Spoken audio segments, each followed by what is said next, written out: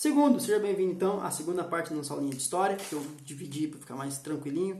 Então vamos lá, agora vamos para a dinastia dos Stuarts. Os Stuarts vão assumir aí depois de 1603 e eles vão romper com algumas questões aí dos Tudors, porque, como a gente viu, a relação dos Tudors com a burguesia, que está representada ali no parlamento e com os grandes proprietários de terra, a relação deles era boa, o parlamento e a coroa tinham uma relação boa, que alguns historiadores vão inclusive chamar de lua de mel.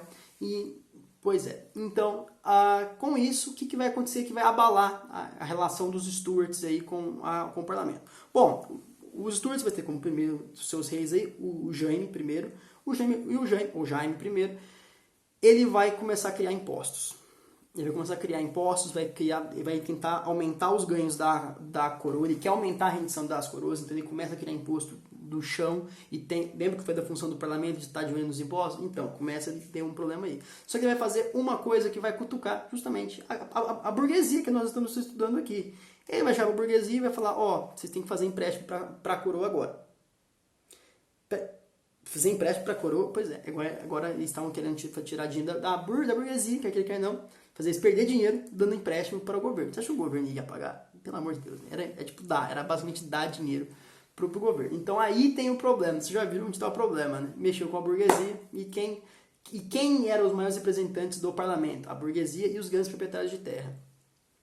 Mexeu com a burguesia, meu amigo. Aí ela levou essa conversa adiante e já começa as discussões para dar aquela quebrada da relação da coroa com o parlamento, ok? Tem isso em mente. E, obviamente, com o aumento de impostos, os mais pobres começam a viver em situações cada vez mais precárias, os mais atingidos por isso, por mais que a burguesia teve um respingo nela ali, desse absolutismo do rei Jaime I, os pobres vão pagar a conta sempre muito pior, porque eles não têm nada e de repente me deem coisas. Então, é essa situação que a gente está vivendo nesse momento aqui da Inglaterra. Então, os pobres começam a viver em situação ainda mais precária. A população, então, começa já a ter aquele desconforto, aquele descontentamento com as atitudes do rei. Então, o Jaime ele vai abdicar do trono lá em 1625 e deixar para o seu filho, Carlos I. Esse Carlos I é o personagem histórico que vai ser protagonizado aí de toda a Revolução Inglesa. Vai ser uma peça-chave e até ele ser executado. Já deve ter ouvido essa história em algum momento. Então o Carlos I ele vai chegar e falar assim, aquele negócio que eu pedi, empréstimos para a burguesia, para a coroa, agora não estou pedindo não, é decretado. Quem não pagar vai ser preso. E prendeu, obviamente, alguns burgueses relevantes aí para a história daquele momento, e isso não agradou nem um pouco a burguesia, obviamente, não é? Pois é. Então o parlamento ele vai reagir a essas medidas e em 1628 vai produzir um documento chamado Petição de Direitos, em que exigia, primeiramente, o fim das prisões arbitrárias, por causa de você não pagou o empréstimo, você vai ser preso. Então isso é meio esquisito. E agora, principalmente, o que vai ser uma marca desse novo documento, que essa petição de direitos também tem o nome de Bill of Rights, então também vocês podem ter visto esse nome. Essa vai ser justamente que esses impostos que ele estava criando de caminhão toda hora, todo momento, ele não pode fazer mais. Todos os impostos que foram criados têm que passar pela ciência, né? Tem que ser informado ao parlamento. O parlamento tem que estar ciente do que está acontecendo. Que impostos são esses, tal, então ele tem que estar ciente desses novos impostos sempre que eles foram criados. E, obviamente, isso não vai acontecer. Ele vai continuar criando imposto, vai descobrir formas de driblar a Bill of Rights, vai começar a criar imposto por fora, e ele vai fazer isso mais de uma vez.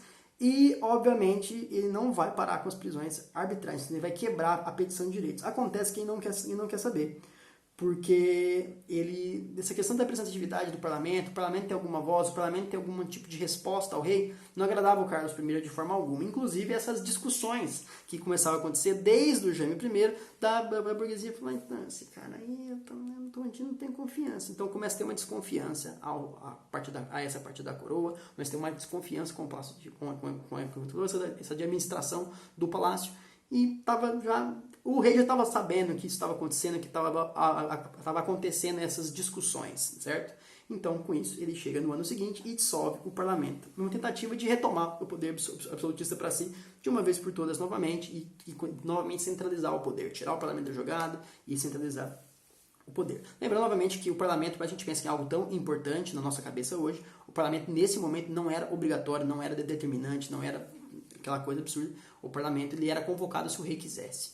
Tenha isso em mente. Então o parlamento vai ser dissolvido e restaurado diversas vezes. Eu sempre acho importante essa questão de parar um tempo para falar sobre a burguesia e o parlamento, porque são dois termos que a gente usa no nosso cotidiano, do nosso mundo presente, e que não tem muito a ver, talvez, né, com o que a gente pensa sobre esse período histórico. O parlamento mudou bastante, a burguesia tem muitas semelhanças, mas ainda assim muitas diferenças, ok? Então por isso que eu faço questão de deixar isso ressaltado.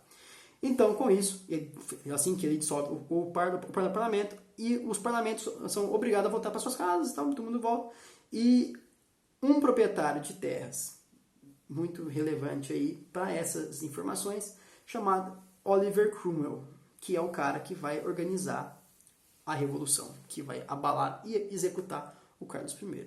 Então, o parlamento só voltaria a se reunir lá em 1640. Lembrando que o parlamento, né, reagiu em 1628 e no ano seguinte ele é fechado, e ele só vai retornar a 1640. E ele só retorna porque o rei Carlos I está fazendo muito muito problema, tá? Está sendo gerado desse governo sem um parlamento, sem nenhum tipo de mediação, sem nenhum tipo de intervenção mínima. Ele só sendo o absolutista, querendo imposto a rodo, tá levando a Inglaterra para ruim. Outro ponto interessante desse conflito é que o Carlos I ele estava financiando algumas guerras à toa, em alguns pontos, que estava gastando muito dinheiro da coroa. E essas guerras eram muito mal vistas, esses conflitos eram muito mal vistos, porque esse dinheiro era mal gasto. Então, por isso que ele vivia criando impostos sem parar, porque ele não parava de gastar. Então, pois é. Então, com isso, o parlamento só ia voltar em 1640.